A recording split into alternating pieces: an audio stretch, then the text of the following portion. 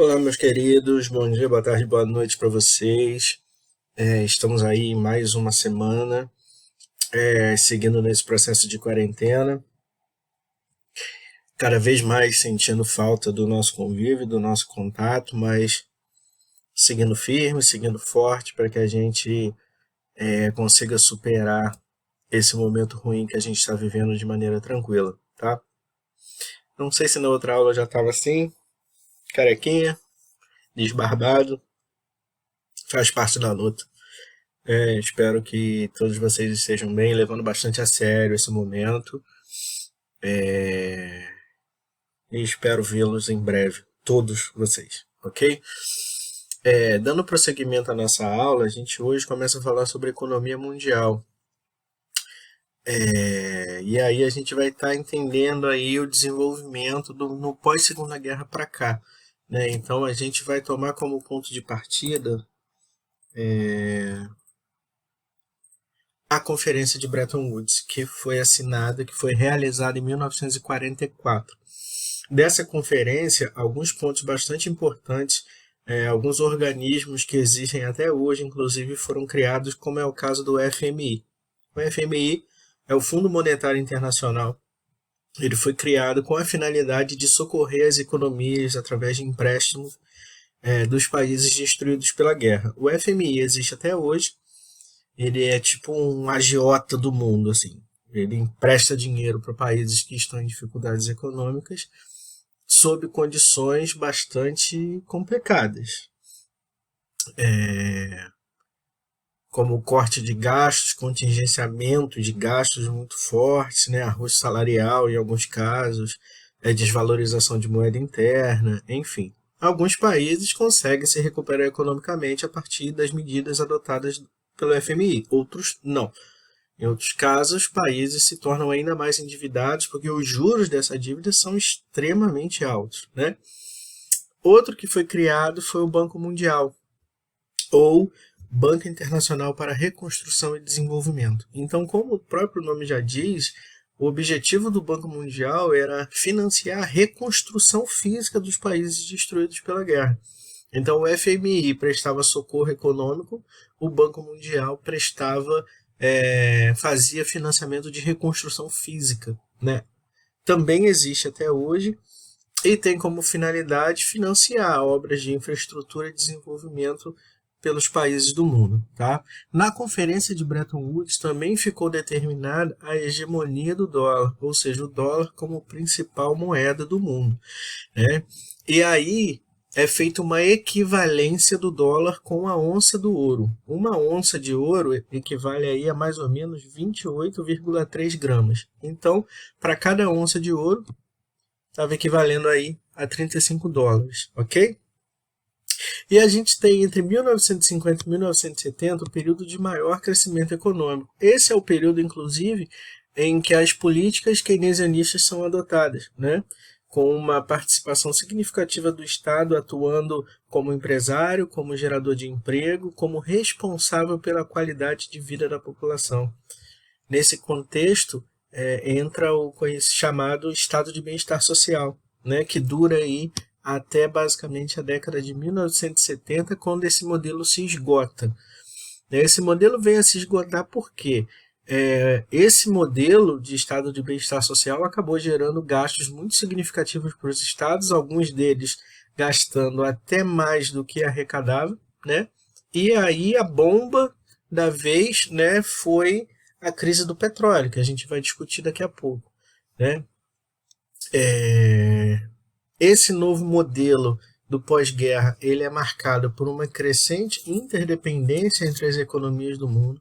Né? Esses países passam a depender cada vez mais uns dos outros economicamente falando e surge a nova divisão internacional do trabalho. Só para a gente recapitular, a divisão internacional do trabalho era a organização do mundo de acordo com a vocação econômica de cada local. Quem organizou formalmente a divisão internacional do trabalho foi a Inglaterra com a primeira Revolução Industrial. E aí, os países do sul, os países pobres, ficaram responsáveis pelo fornecimento de matéria-prima barata, e os países do norte industrializados, fornecedores de produtos manufaturados a preços altos. Inclusive daí o ponto de partida para o início dessa desigualdade entre os países tão gritante. Antes da primeira Revolução Industrial, essas diferenças nem eram tão significativas assim. Hoje em dia, essas diferenças são, né? Você pensa na Alemanha e no Zimbábue, são coisas, na Noruega e no, em um país, a Etiópia, as diferenças são alarmantes, né? E aí a nova divisão internacional do trabalho ela aparece porque esses países do sul, esses países pobres, além de fornecedores de matéria-prima, eles passam também a fornecer alguns produtos industrializados, no caso dos países pobres industrializados, e mão de obra barata também.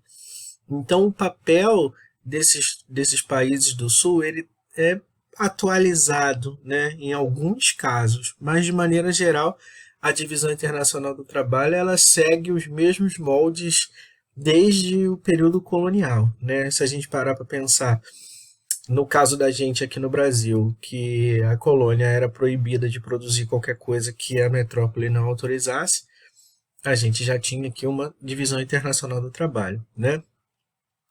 E o poder das empresas cresce de maneira tão significativa, os grandes oligopólios eles se tornam tão relevantes que as somas, né, das negociações entre empresas muitas vezes superam os valores do comércio entre nações. Então, inclusive tem empresas que valem muito mais, que geram muito mais dinheiro do que o PIB de alguns países. Né? Então, as transnacionais, né, elas crescem de maneira muito significativa nesse momento. Eu vou pausar o vídeo aqui só um minuto. Voltei, queridos. Cá estou novamente. Então, vamos lá. Dando prosseguimento aqui à nossa aula, entra em cena aí o que eu comentei com vocês, que foi a crise do petróleo, que eclodiu na década de 70, mais precisamente em 1973, com um aumento do preço do barril em 400% pelo OPEP. A OPEP é a Organização dos Países Exportadores de Petróleo, que surgiu para fazer frente às quatro irmãs, que eram quatro grandes superempresas que dominavam o petróleo. E aí esses países, principalmente países do Oriente Médio, mas também tem Venezuela e Equador, que faz parte do OPEP, eles se reuniram e falaram, porra, a gente tem a maior parte do petróleo e a gente vive à mercê da vontade dessas grandes empresas, dessas grandes corporações estrangeiras. E aí surge a OPEP para fazer frente a esse domínio dessas quatro irmãs. Então, assim, essa crise do petróleo, na verdade, ela foi meio que um bode expiatório para justificar uma crise que teve início, na verdade, nos Estados Unidos. Né? Então, os Estados Unidos, para justificar essa crise, utilizou o cenário da crise do petróleo, quando, na verdade, essa crise já estava acontecendo nos Estados Unidos por conta da concorrência japonesa, por conta da balança comercial desequilibrada.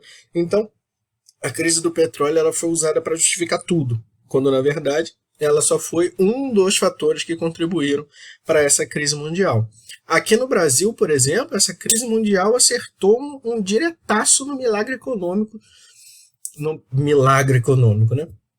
Do período militar, que já estava cambaleado, que já estava esgotado, e esse milagre econômico aí é enterrado, né? Quem tiver dúvida, quem não tiver lembrando, dá uma pesquisadinha aí sobre o milagre econômico. O que causou esse aumento brusco de até 400%, letra maravilhosa, no barril do petróleo, foi o fato dos Estados Unidos ter apoiado Israel na guerra do Yom Kippur. O Yom Kippur é um feriado que tem em Israel chamado Dia do Perdão, que para tudo, né?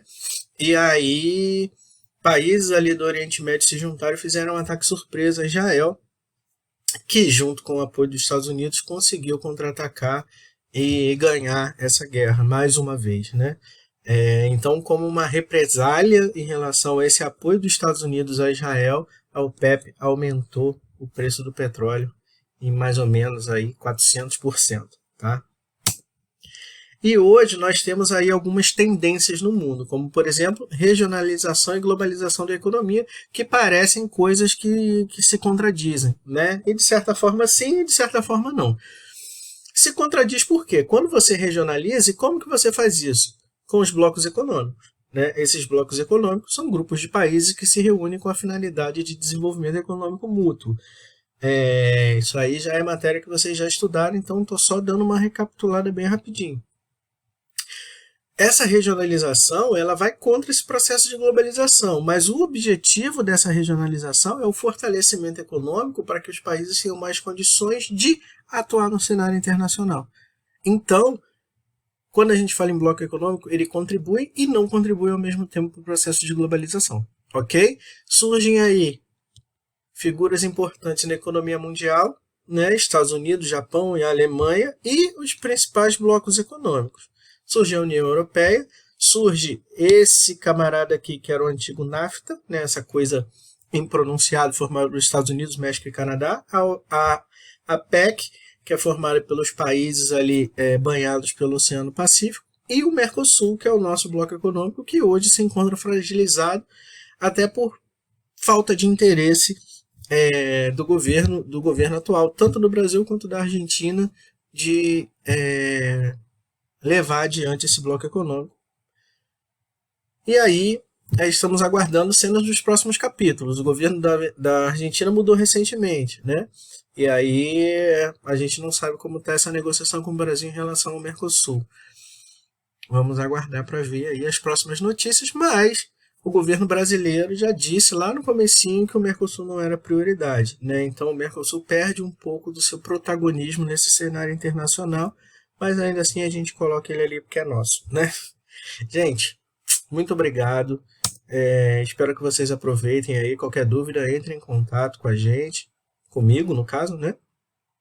E um beijão para vocês, tá? Vou estar mandando uma atividade para vocês também. Valeu? Beijinho.